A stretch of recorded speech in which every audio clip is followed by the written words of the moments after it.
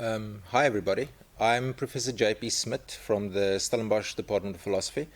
Well, if you have class with me, you can call me JP. We're not a high school, we're a university. It's perfectly fine to be on first name basis. And I'm going to tell you a little bit about philosophy today. So, these are the things that we're going to be talking about. So firstly, we're going to start with what is philosophy, because unlike a lot of other disciplines, people often don't have any sort of genuine understanding in the popular culture of what it is. Then we're going to talk a little bit about the question that always comes up, but what can I do with philosophy? So both practically and what sort of job I can find. And then I'm going to tell you where to find us. So the first question we're going to be talking about is, what is philosophy? Now, the first answer is to just say, well, if you ask 100 philosophers what philosophy is, you'll get 100 answers. And you know, if you spend enough time, you ask 100 philosophers, you'll get 200 answers. Because philosophers do like to quarrel amongst themselves, and philosophy tends to be the things that aren't fully sorted out yet. What very often happens historically is within philosophy, things get sort of roughly sorted out in principle, and then it moves on, it becomes a distinct subject. Philosophy remains those things that are still exciting, still fundamentally can be questioned, and still not fully sort of resolved. But here's an answer I like. Let's start with the idea that philosophy is the discipline that tries to ask the most basic questions. So let me give you an example, right? Take philosophy of science. So a physicist will try to explain how certain bodies move through space, right? So that's what someone like Newton was doing. That's what someone like Einstein was doing. Then they're trying to explain this, and the philosopher asks, okay, but what is it to explain something? What you note here is that philosophy typically tries to move sort of one step back, right? We have all these disciplines, chemistry, sociology, biology, economics, and they're about the world.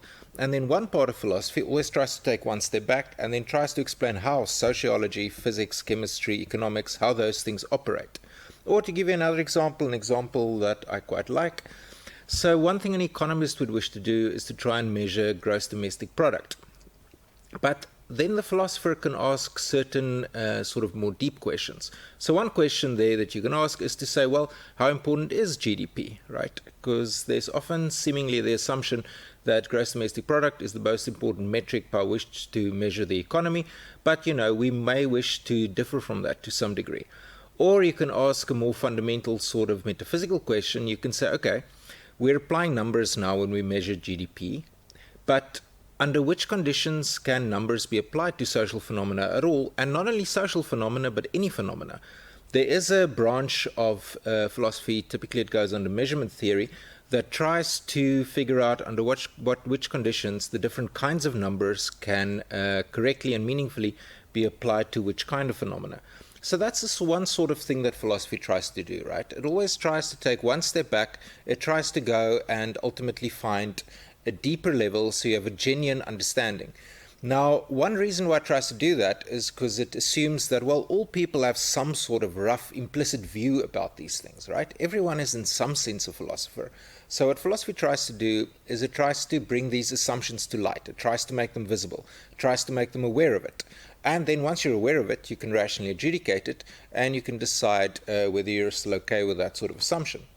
Okay, so if we go to the next slide, philosophy, of course, also deals with normative questions. So normative questions are questions about what we should do, right? Either what an individual should do in their own particular life. So a question like, how should I live my life? In a certain sense, that is definitely the most important question in all of the world. Or something like, how should society be ordered? How should the politics of a society operate? How should the economics of a society operate?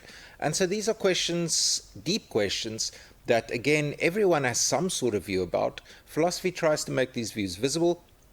Once they're visible, there's something that we can look at, that we can reason about, we can think about. There's nothing as dangerous as an assumption that you're not aware of.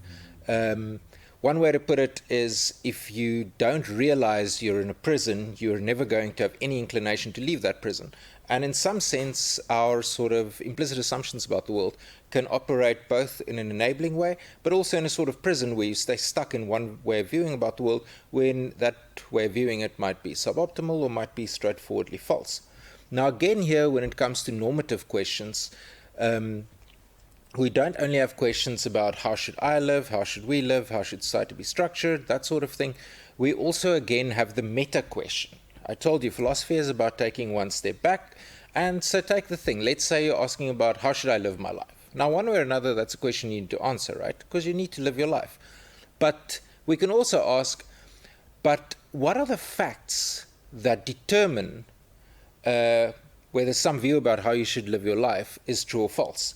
So if you make a claim within normative theory, so a claim in ethics, let's say you think abortion is a good or a bad thing under certain circumstances, let's say you think the death penalty should exist or not exist, to take the two most sort of old and boring ethical topics, then we can always ask the question, but when we make these claims, is there something that makes them true or false? So when we say something like, take a descriptive claim, there are 20 people in this room, we know what makes it true or false, right? You look, there are people, they're in the room or not, claim is true or false.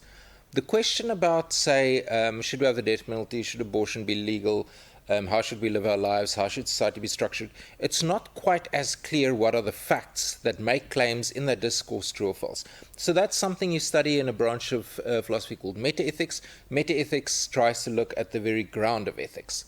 That's one way of thinking about philosophy, a very, very famous answer to philosophy, typically originating in arguably the greatest and most famous philosopher of the modern era, Immanuel Kant, said that philosophy you can essentially split into three parts. There's sort of ontology, so the question, what exists? What is it that exists in the world?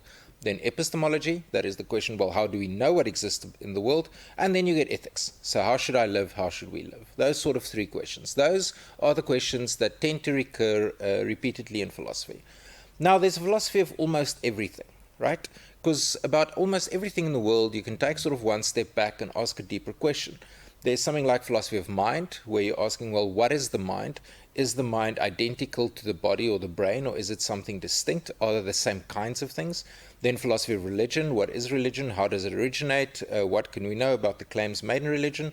Philosophy of language, that's something I do, for example, where in ordinary everyday life we're very, very used to thinking, well, we use words to talk about this, we use words to talk about the world and to do a few other things.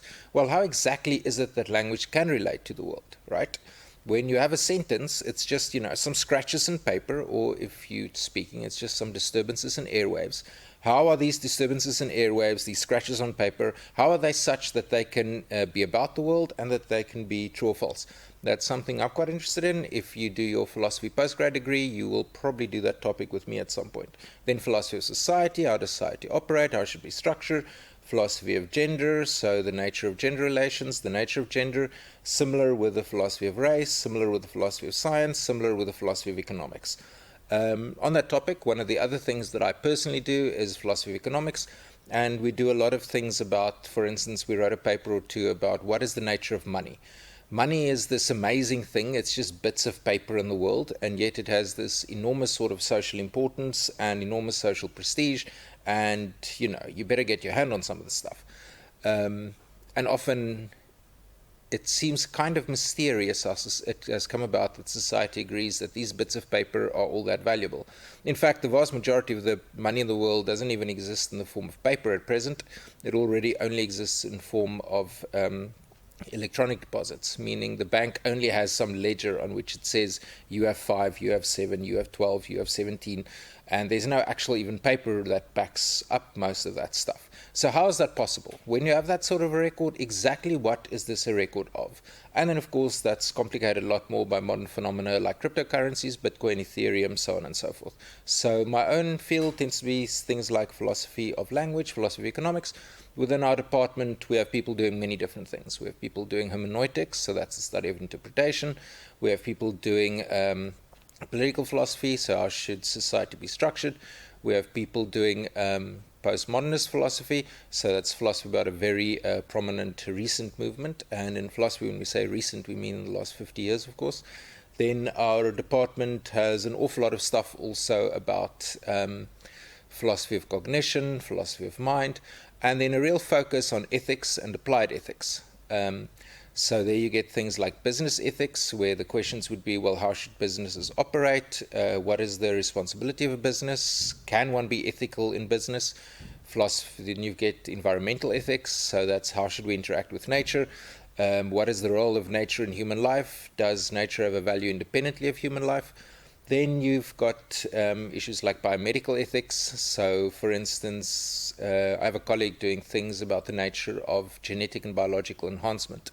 We're very close now, and in part already at the point where parents can screen the genetics of their unborn child, and under certain conditions soon change it. So the question, when you start doing that and in effect metaphorically start to play God, the question is which sort of enhancements would be legitimate and allowed, and at which point do we start running into dangers that we don't even fully grasp just yet. So that is philosophy. There's pretty much a philosophy of everything in some sense. Like I said, because about everything you can take that one step back and try and figure out, well, what are the basic assumptions of this form of knowledge or this form of human endeavor. Then the question that always comes up with philosophy is, well, what can I do with philosophy? By which people normally mean, well, what job will I get with philosophy? So the best way to answer that is philosophy doesn't train you for anything specific, right? Well, if you want to be a philosophy professor like myself, then sure, philosophy trained you for something very specific.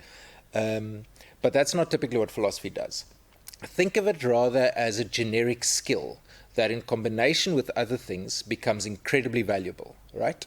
It's a bit like mathematics, right? You study mathematics not because you're going to be a mathematician and not because most jobs require you to know mathematics and mathematics only, rather because it gives you an abstract skill, it gives you an ability that is useful in combination with other skills. Philosophy is the same way. Essentially, it trains you in the form of something that's almost akin to mental gymnastics. You're supposed to get better if you do a lot of philosophy at abstract thinking, at creative thinking, at critical thinking, at identifying the assumptions in a certain realm of discourse. And these are very, very useful skills. Why? Because you're always thinking. You're always thinking, you're always reasoning. It is always useful in almost any job you can think of to express yourself clearly, to think clearly, to be able to think differently, and then also to be creative. Philosophy, when done correctly, should genuinely enhance your ability to be creative. So just like mathematics is useful almost everywhere, the ability to think in a way that's more abstract, more rational, more clear, and more creative is also useful absolutely everywhere. I always think it's a little bit of a crime that university students, only the students typically in humanities get to do philosophy. Really, philosophy should be done by absolutely everybody in a university at sort of at least first and second year level. But such is the way of the world. Now, what sort of jobs do people get in philosophy? Well, I can tell you a couple of things. The students that we keep track of seems to find jobs in absolutely anything you can think of. Literally spanning the globe. From one of our better postgrad students ended up being a trader, so ended up in finance.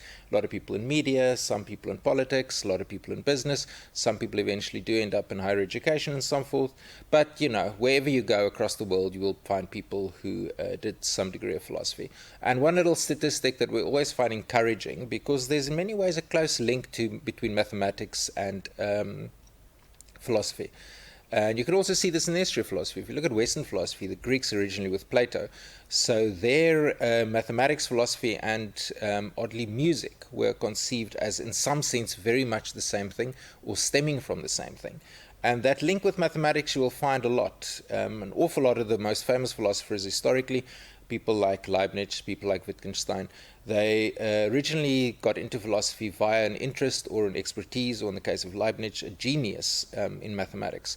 And one thing you find that's kind of nice, if you look at the American LSAT, so the LSATs are the entrance exams to get into the postgrad law school. So you do an undergrad degree, then you write LSATs. Year after year, the people who do best, philosophy undergrads and mathematics undergrads. One more example, they looked at how the earning potential of philosophers, this is now statistics gathered in the States.